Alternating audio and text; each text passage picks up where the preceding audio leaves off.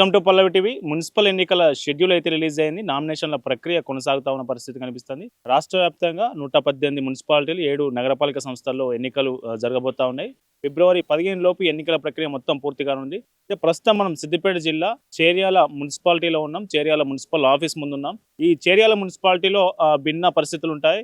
ఈసారి Cheriyal municipal chairman పీఠం ఏ party కైవసం చేసుకోబోతా ఉంది, జనం ఏ పార్టీ వైపు మొగ్గు చూపే అవకాశం ఉంది, లీడర్లు ఏమంటున్నారు, చేర్యాల మండల మున్సిపల్ ప్రజలు ఏమంటున్నారో వాళ్ళని అడిగి వాళ్ళతో మాట్లాడే ప్రయత్నం చేద్దాం. కాంగ్రెస్ ఏం చేస్తలేదు తెలిసి అయ్యేకాడికి అయితే ఉంది కానీ వెనుక ముందు అవుతున్నాయి కదా పనులు, టైంకు కావట్లేదు.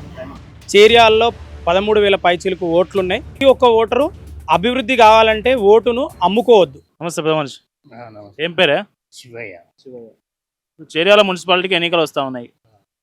మీ దగ్గర సమస్యలు ఏమున్నాయి? జనం ఏ పార్టీకి మొగ్గు చూపే అవకాశం ఉంది ఇక్కడ? ఇక్కడనైతే టీఆర్ఎస్కే చూపేటట్టున్నది మొగ్గు.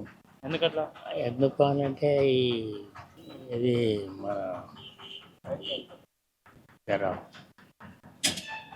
కాంగ్రెస్ ఏం చేస్తలేదా? కాంగ్రెస్ ఏం చేస్తలేదో తెలిసి వాళ్ళు మాటల మందం తప్ప గెలుచుడు తప్ప ఏం లేదు అది వాళ్ళు చేసేది.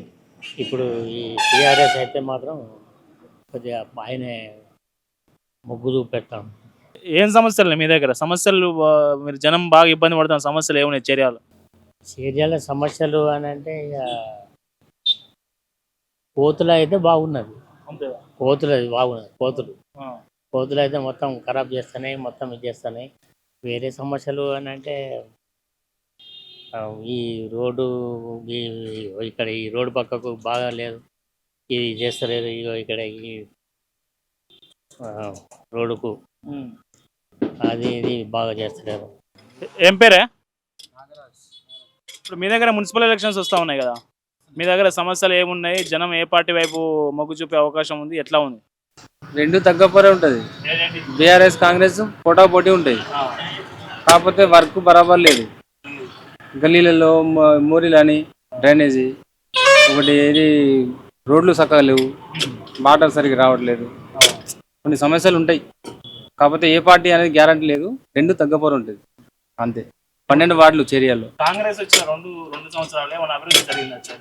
అయ్యేకాడికి అయితే ఉంది కానీ వెనుక ముందు అవుతున్నాయి కదా పనులు, టైంకు కావట్లేదు. వెనుక ముందు అవుతుంది ఏముంది. అప్పుడు అంటే ఆయన తిన్నడా చేసినా లేదు కానీ పనులు అయితే ఒక రకంగా అయినాయి. ఇప్పుడు కొద్దిగా వెనుక ముందు అవుతున్నాయి పనులు. బీఆర్ఎస్ పనుల్లో కొన్ని పనులు అయినాయి, ఇది కొద్దిగా వెనుక ముందు అవుతుంది. 9th ward. 9th వార్డులో ఏమున్నాయి సమస్యలు? ఉన్నాయి, డ్రైనేజ్ లేదు సరిగా, అది ఓకే అనుకో.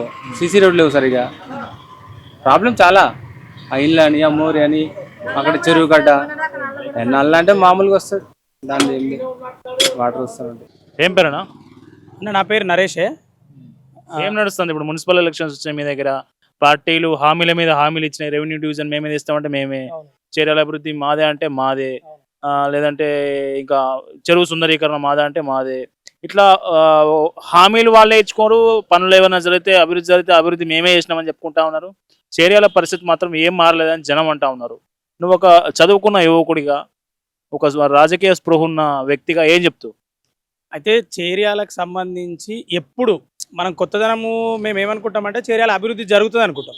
అభివృద్ధి జరిగే పరిస్థితి లేదు. రెవెన్యూ డివిజన్ అంశానికి వచ్చినప్పుడు గతంలో ఉన్న బీఆర్ఎస్ ప్రభుత్వము, ముఖ్యమంత్రి కేసీఆర్ గారు స్వయంగా రెవెన్యూ డివిజన్ మేము ఇస్తామని చెప్పి మమ్మల్ని గెలిపించాలంటే పల్లరాజేశ్వర రెడ్డి గారిని, అంతకుముందు ముత్తిరెడ్డి గారిని గెలిపించడం జరిగింది. ఆ ప్రభుత్వం ఇవ్వకపోవడం వల్ల ప్రమాదం జరిగింది. ఇప్పుడు రెండోది ఏమైందంటే కాంగ్రెస్ ప్రభుత్వం ఎవరైతే ఉన్నారో మాజీ ఎమ్మెల్యే ప్రతాప్ రెడ్డి గారు పెద్ద దీక్ష చేసిరు. 2 జేఏసీలుగా ఏర్పడి చేర్యాల ప్రజలను మేమే తీసుకొస్తామని చెప్పారు. పొంగులేటి శ్రీనివాసరెడ్డి దగ్గరికి కాంగ్రెస్ వాళ్ళు తీసుకుపోయారు. అసెంబ్లీలో స్వయంగా ఇప్పుడున్న బీఆర్ఎస్ ఎమ్మెల్యే పల్లరాజేశ్వర రెడ్డి గారు ప్రస్తావించినా కూడా వాళ్ళు ఏం అంశం చెప్పలేకపోయారు, రెవెన్యూ డివిజన్ ఇస్తామా ఇయ్యమనేది. ఇప్పుడు ఏ రాజకీయ పార్టీలైనా ఏం చెప్తాయి ప్రజలకు? మేము డబ్బులు ఇచ్చి ఓటు కొనకుండా నిజంగా అభివృద్ధిని చేసి ఉంటే ప్రజలకు డబ్బులు లేకుండా ఓట్ల కాడిపోతే ప్రజలు డబ్బులు లేకుండా ఓటేస్తారు. కానీ ఇప్పుడు ఏమవుతుందంటే అభివృద్ధి లేదు, ఏం లేదు. మీకు ఎగ్జాంపుల్ చేర్యాలకు సంబంధించిన అనేక రకాల ఇంటిగ్రేటెడ్ మార్కెట్ కావచ్చు, ఇంకేదైనా కావచ్చు. గతంలో ప్రభుత్వం చేసినప్పుడు 2.5 సంవత్సరాలు 3 సంవత్సరాలు అవుతున్నా కనీసం కాంగ్రెస్ ప్రభుత్వం దాన్ని పట్టించుకున్న పాపన పోలేదు. సరే, గతంలో వాళ్ళు తప్పు చేసినప్పుడు వీళ్ళు కూడా అదే తప్పు తోలబోతున్నారు తప్ప దీన్ని సరిదిద్దుదాం, అభివృద్ధి చేద్దాం, చేర్యాల ప్రజల ఆకాంక్ష నెరవేర్దామనే ఆలోచన ఎవరికి లేదు. ఎందుకంటే ప్రజలు కూడా గమనిస్తున్నారు. ఉట్టిగానే కాదు, ప్రజలకు ఇప్పుడు అందరూ తెలివిమంతులే, ప్రతి ఒక్కరు చదువుకున్న యువకులు ఉన్నారు. ఏం జరుగుతుంది గతంలో కొత్త మున్సిపాలిటీ కాబట్టి ప్రజలు ఎవరికి ఓటేయాలనేది తెలియదు. ఇప్పుడు కౌన్సిలర్ అంటే ఏంది, కౌన్సిలర్ ఏం చేస్తాడు, కౌన్సిలర్కి ఎన్ని డబ్బులు వస్తాయి, ఏ కేంద్రం నుండి ఎన్ని వస్తాయి, రాష్ట్రం నుండి ఎన్ని వస్తాయి, ఏ మంత్రిత్వ శాఖ నుండి ఎన్నెన్ని నిధులు వస్తాయి అని చెప్పేసి ఇప్పుడు ప్రతి ఒక్క చదువుకునే యువకుడికి అవగాహన ఉంది, ప్రజలకు కూడా అవగాహన ఉంది. ఎందుకంటే గతంలో గెలిచిన ఏదైతే కౌన్సిలర్లు ఉన్నారో ఏం చేసిర్రు అనేది వార్డులలోకి వెళ్తే ప్రజలు చెప్తారు. ఇప్పుడు కూడా తెలివిమంతులైన ప్రజలు కంపల్సరీ మంచోన్ని ఎన్నుకుంటారని చెప్పేసి మేము అలాంటి సాధారణ ప్రజలు భావిస్తున్నాం. ఎందుకంటే రాజకీయంగా అనేక రకాల పార్టీలు వస్తాయి పోతాయి, కానీ వచ్చిన పార్టీలు అభివృద్ధి చేసి చూపిస్తే ప్రజలకు అందుబాటులో ఉంటాయి, లేనప్పుడు ప్రజలు తిరస్కరిస్తారు. ఇప్పుడు కూడా నేనేమనుకుంటున్నా అంటే గతంలో హామీ ఇచ్చి నెరవేర్చిన వాళ్ళు ఇప్పుడు హామీ ఇచ్చి నెరవేర్స్తామని చెప్పేసి ఎలక్షన్ల వరకు కూడా నెరవేర్చిన వాళ్ళు రెండు రాజకీయ పార్టీలు ప్రధానంగా ప్రత్యర్థులు ఉన్నారు. ఆ రెండు రాజకీయ పార్టీలకు బుద్ధి చెప్పి ప్రత్యామ్నాయంగా కొత్తగా వచ్చిన యువకులను ఎవరైనా గెలిపిస్తారేమో అని చెప్పేసి మేము అనుకుంటున్నాం, అట్లా భావిస్తున్నాం. ఇప్పుడు వర్షం పడితే రోడ్డు మీద మొత్తం వాటర్, ప్రతి మంగళవారం జరిగే పశువుల అంగడి మాయమైంది. ఈ వర్షం పడితే గాంధీ దగ్గర కావచ్చు, బస్ స్టాండ్ కావచ్చు, మొత్తం మునిగిపోతూ ఉన్నాయి. వీటన్నిటికీ కారణం ఎవరు? అయితే గతంలో ఇప్పుడు మనము సరే వర్షం కుంభవృష్టి కురిసినప్పుడు మనం ఏం చేయలేము. గతంలో ఉన్న పాలకులు ఏం చేసినారంటే ఫస్ట్ ఇక్కడ వచ్చిన సమస్య నేషనల్ హైవే ఏదైతే 365Bకి సంబంధించిన నేషనల్ హైవే ఇటు సూర్యాపేట టు సిరిసిల్ల కారిడార్కు ఇది ఆనుకొని ఉందో, ఈ నేషనల్ హైవేకి సంబంధించి పూర్తి స్థాయిలో వర్క్ నడవకపోవడం వల్ల అటు ఎవరైనా కానీ ఇప్పుడు నేషనల్ హైవే కంప్లీట్ అయి ఉంటే వాటర్ అనేది డ్రైనేజ్ సిస్టమ్ నుండి వెళ్ళిపోయేది. డ్రైనేజ్ సిస్టమ్ సరిగా లేదు. గతంలో ఉన్న పాలకులు ఏదైతే అధికారంలో ఉన్న బీఆర్ఎస్ కావచ్చు, ఇప్పుడున్న కాంగ్రెస్ సంబంధించిన వాళ్ళు కావచ్చు, ఎవరు కూడా డ్రైనేజ్ సిస్టమ్ గురించి ఆలోచించట్లేదు. మున్సిపల్ ఎప్పుడైనా అండర్ డ్రైనేజ్ ఉండాలి, ఆ డ్రైనేజ్ వ్యవస్థ కూడా విస్తీర్ణంగా ఉండాలి, ఈ వాటర్ నిలవకుండా చేయాలి. అయితే పశువుల మార్కెట్ను మాయం చేయడానికి అప్పుడున్న బకాసురుడు ముత్తిరెడ్డి యాదగిరెడ్డి, అది అందరికీ తెలుసు.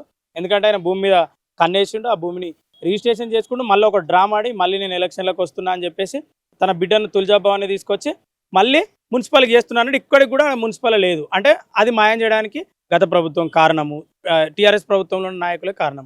రెండోది, ఇప్పుడు గాంధీ దగ్గర వాటర్ అంటే ఓపెన్ చెప్పాలంటే ఇక్కడ పక్కన ఏముందంటే డ్రైనేజ్ సిస్టమ్కు పక్కనే మిషన్ భగీరథ పైప్ లైన్ ఉంది. యాక్చువల్లీ కాంట్రాక్టర్ ఏం చేయాలి, మిషన్ భగీరథ పైప్ లైన్ను తీసి కిందికి వేయాలి. కానీ ఏమైంది, బ్రిడ్జి కంటే ఎత్తుగా కట్టే బ్రిడ్జి కంటే ఎత్తుగా ఉండడం వల్ల ఈ బ్రిడ్జ్ ఎత్తు అయిపోయింది. ఇప్పుడు ఎక్కడైతే పెద్ద చెరువు మత్తడి స్థలంలో నుండి కాలువ ఉండాలి, ఆ కాలువ ఎక్కడికి రావాలి, కుడి చెరువులోకి రావాలి. ఎందుకంటే గొలుసుకట్టు చెరువుల కుడి చెరువులోకి రావాలంటే సర్వే చేయాలంటే అక్కడ రైతుల భూములు ఉన్నాయి. ఏ ప్రభుత్వం కూడా రైతుల భూములను తీసుకొని కాలువ కడతానన్నా కూడా ఎక్కడ రైతులు ఇవ్వరు. ఎందుకు ఇవ్వరు, వాళ్ళకు నష్టపరిహారం కట్టిస్తే కాలువ నిర్మాణానికి ఇస్తారు, ఇచ్చే పరిస్థితి లేదు. దీనికి కారణం గత ప్రభుత్వం ఏదైతే అసంపూర్తిగా చేసిందో టీఆర్ఎస్ కానీ ఇప్పుడున్న కాంగ్రెస్ కానీ దాన్ని పూర్తి స్థాయిలో పట్టించుకోకపోవడం వల్లనే ఈ ప్రమాదం ఉంది.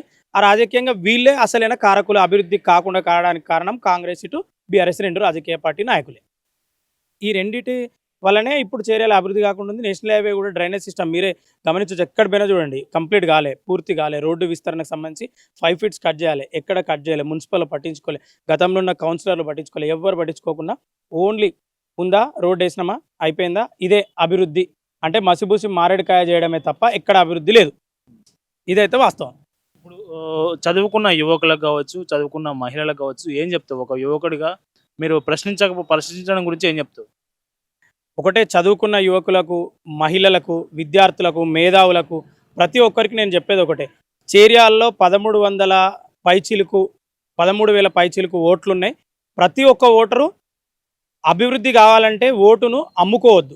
ఓటును అమ్ముకోకుండా నిజంగా ఓటునేస్తే మనం అభివృద్ధి చేయొచ్చు. ఎందుకంటే ఈరోజు 10 లక్షలు పెట్టిన ఎవరైనా క్యాండిడేట్ 50 లక్షలు, 10 లక్షలు, 30 లక్షలు, 20 లక్షలు, ఇప్పటికే చాలామంది కొన్ని వార్డులలోనైతే ఫ్రిడ్జ్లు ఇస్తాం, హామీలు ఇస్తాం, ఇవి ఇస్తాం, మీ ఇండ్లు కట్టిస్తాం, నాకు ఒక 100 ఎకరాల భూమి ఉంది, మనిషికి ఒక 60 గజాలు రిజిస్ట్రేషన్ చేస్తా అని చెప్పేసి కొంతమంది హామీలు ఇస్తున్నారు.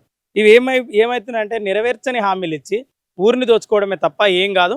విద్యార్థులారా, మేధావులారా, మీకు ఓటు హక్కు ఉన్న ప్రతి ఒక్కరు ఆలోచించాల్సింది ఏంటంటే డబ్బులకు అమ్ముడు పోకుండా నిజాయితీ పరులను ఎన్నుకొని నిజాయితీగా చేర్యాల అభివృద్ధికి మనం అందరం పాటుపడడం కోసం మన ఓటు అనే ఆయుధాన్ని ఉపయోగించుకోవాలని చెప్పేసి నేను పిలుపునిస్తాను.